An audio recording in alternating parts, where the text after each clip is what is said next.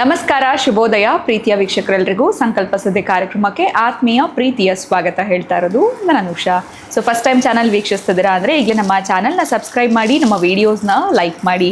ಇದೇ ಜೂನ್ 2ನೇ ತಾರೀಕು ಗುರು ಬದಲಾವಣೆಯ ಪ್ರಯುಕ್ತ ವಿಶೇಷವಾಗಿರುವಂಥ ಹೋಮ ಪೂಜೆ ಹವನದ ಕಾರ್ಯಕ್ರಮ ಭಾಳ ಅದ್ಧೂರಿಯಾಗಿ ನಡೀತಾ ಇದೆ. ನೀವು ನಿಮ್ಮ ಕುಟುಂಬದವರು ಪ್ರತಿಯೊಬ್ಬರು ಕೂಡ ಇದರಲ್ಲಿ ಪಾಲ್ಗೊಳ್ಬೋದು. ಕಲ್ಯಾಣೋತ್ಸವದ ಕಾರ್ಯಕ್ರಮ, ಹೋಮ ಇರುತ್ತೆ, ಅಭಿಷೇಕ ಇರುತ್ತೆ. ಬೆಳಗ್ಗೆ 6 ಗಂಟೆಯಿಂದನೇ ಪ್ರಾರಂಭ ಆಗ್ತಾ ಇದೆ.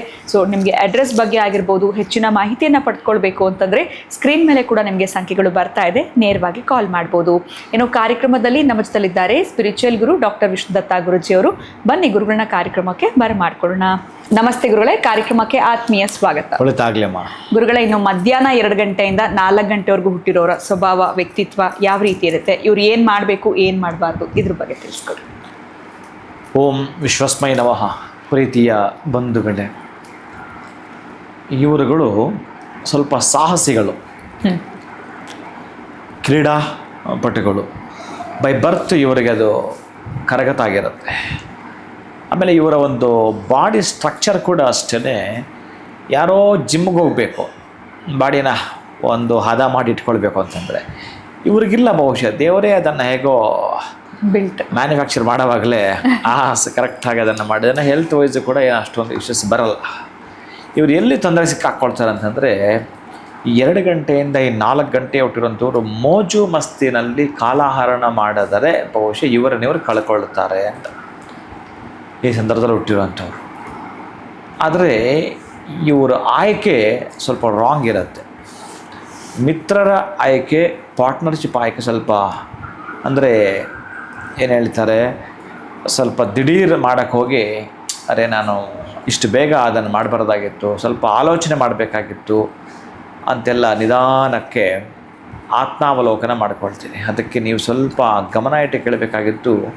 ನೀವು ಒಂದು ಕೆಲಸ ಮಾಡಬೇಕಾದ್ರೆ ಈ 2 ಗಂಟೆಯಿಂದ 4 ಗಂಟೆ ಹುಟ್ಟಿರೋರು ಕನಿಷ್ಠ ಪಕ್ಷ 4ರಿಂದ 10 ಸಲ ಅಥವಾ 4ರಿಂದ 10 ನಿಮಿಷ ಯೋಚನೆ ಮಾಡಬೇಕು. ನೀವೆಲ್ಲಾದರೂ ಪ್ರಯಾಣ ಮಾಡಬೇಕಾದ್ರೂ ಕೂಡ 10 ಸಲ ಯೋಚನೆ ಮಾಡಿ ಹೋಗಬೇಕು. ಅದು ನಿಮ್ಮ ಸುಪ್ತ ಮನಸ್ಸು, ನಿಮ್ಮ ಒಳಗಡೆಯ ಮನಸ್ಸು ನಿಮಗೆ ಹೇಳುತ್ತೆ ಎಸ್ ಹೋಗು ಅಂತ. 4 ಸಲ ನೀವು ಆಲೋಚನೆ ಮಾಡಿದಾಗ ಆಗಷ್ಟೇ ಮಾಡಬೇಕು. ಯಾರನ್ನಾದರೂ ಮಿತ್ರರನ್ನಾಗಿ ಮಾಡಿಕೊಳ್ಳಬೇಕಾದ್ರೂ ಕೂಡ 4 ಟೈಮ್ಸ್ ನೀವು ಪರೀಕ್ಷೆ ಮಾಡಿಕೊಳ್ಳಬೇಕು. ಎಲ್ಲಂದರೆ ಎಲ್ಲೋ ಒಂದು ಕಡೆ ಅವರ ಕಡೆಯಿಂದ ಅನ್ಯಾಯದ ಜೊತೆಗೆ ನಿಮ್ಮ ಮೇಲೆ ಎರಗಿ ಬೀಳ್ತಾರೆ, ಅಂದರೆ ಆಕ್ರೋಶ ಕೂಡ ಮಾಡುವ ಸಾಧ್ಯತೆ ಇರುತ್ತೆ ಅಂತ. ಇನ್ನು ದೃಢ ಶರೀರ ಕಾಯದವರು ನೀವಾಗಿರ್ತೀರಿ, ಸಾಹಸಿಗಳಾಗಿರ್ತಾರೆ. ಈ ಕೆಲಸ ನಾನು ಮಾಡ್ತೀನಿ ಬಿಡು ಅಂತ ಸ್ವಾಭಾವಿಕವಾಗಿ ನಿಮಗೆ ಅದು ಬಂದುಬಿಟ್ಟಿರುತ್ತೆ. ಅದನ್ನು ನಾನು ಹೇಳಿದ್ದು, ಸ್ವಾಭಾವಿಕವಾಗಿ ನಿಮಗೆ ಅದು ಬಂದಿರುತ್ತೆ. ಎಲ್ಲಿ ಮಾಡಬೇಕು, ಯಾರ ಜೊತೆಗೆ ಯಾವುದನ್ನು ಮಾಡಬೇಕು, ಇಲ್ಲಿ ಸ್ವಲ್ಪ ನೀವು ತಿಳುವಳಿಕೆಯನ್ನು ನೀವು ತಿಳಿದು ಹೆಜ್ಜೆ ಇಡುವ ಪ್ರಯತ್ನವನ್ನು ಮಾಡಿದರೆ ಸಾಹಸಿಗರು ಅನ್ನಲಿಕ್ಕೆ ನೀವು ಯೋಗ್ಯರಾಗಿರುತ್ತೀರಿ.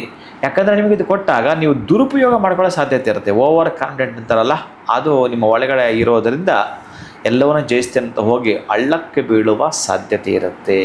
ಇನ್ನು ಈ ಸಮಯದಲ್ಲಿ ಹುಟ್ಟಿರ್ತಾರಲ್ಲ, ಇವರುಗಳು ಸ್ವಲ್ಪ ವಿಶ್ರಾಂತಿಯನ್ನು ಇಚ್ಛಿಸ್ತಾರೆ, ವಿಶ್ರಾಂತಿ ಪಡಲಿಕ್ಕೆ ಇಚ್ಛಿಸ್ತಾರೆ.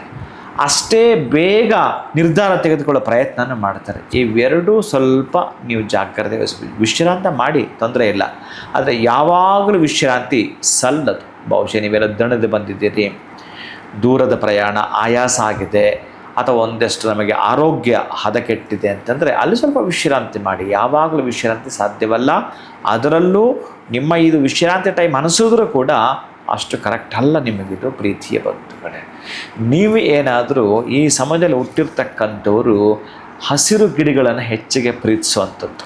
ಹಸಿರಿಗೆ ಅಂದರೆ ಪರಿಸರವನ್ನು, ಪ್ರಕೃತಿಯನ್ನು ಪ್ರೀತಿಸುವಂಥದ್ದು ಗುಣ ನೀವು ಹೆಚ್ಚಿಗೆ ಮಾಡಿಕೊಂಡರೆ, ಸಹಾಯಕವಾಗಿ ನೀವು ಯಾರಿಗಾದ್ರೂ ಏನಾದರೂ ಕೊಡ್ತೀನಿ ಅಂತಂದರೆ ಈ ಟೈಮಲ್ಲಿ ಹುಟ್ಟಿರೋರು ರೈತರಿಗೆ ಈ ಬೀಜ, ಗಿಡ, ಈ ತರಹದ ಮರಗಳಾಗುವಂಥದ್ದು ಏನಾದರೂ ಕೊಡ್ತೀನಿ ಅಂತಂದರೆ ನೀವು ಆ ಮರದಾಗೆ ಬೆಳಿತೀರಿ. ನಿಮ್ಮ ಕನಸುಗಳು ಕೂಡ ಆ ಮರದಾಗೆ ಬೆಳೀತವೆ.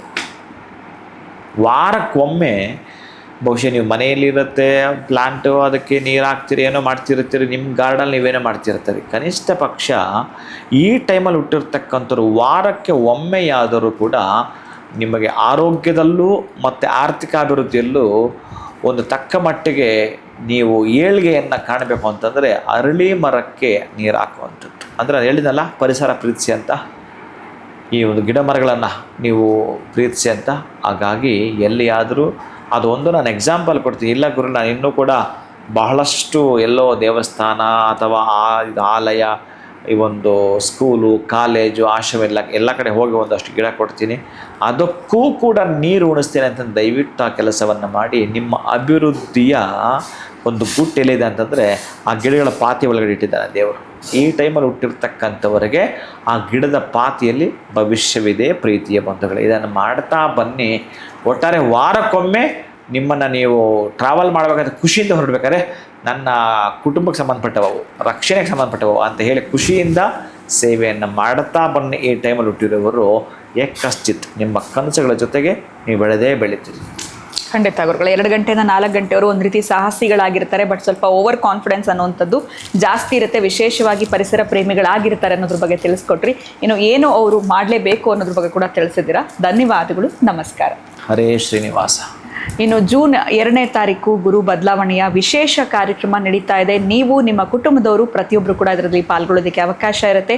ಈಗಷ್ಟೇ ನಾನು ವಿಡಿಯೋ ನೋಡ್ತಾ ಇದ್ದೀನಿ, ಎಲ್ಲಿ ನಡೀತಾ ಇದೆ, ಯಾವಾಗ ಬರಬೇಕು, ಇದೆಲ್ಲದ್ರ ಬಗ್ಗೆ ನಿಮಗೆ ಮಾಹಿತಿ ಬೇಕು ಅಂದರೆ ಸ್ಕ್ರೀನ್ ಮೇಲೆ ನಿಮಗೆ ಸಂಖ್ಯೆಗಳು ಬರ್ತಾ ಇದೆ, ಕರೆ ಮಾಡಿ ಅಂತ ಹೇಳ್ತಾ ಕಾರ್ಯಕ್ರಮವನ್ನು ಮುಗಿಸುವಂಥ ಸಮಯ ಆಗಿದೆ. ನಮಸ್ಕಾರ.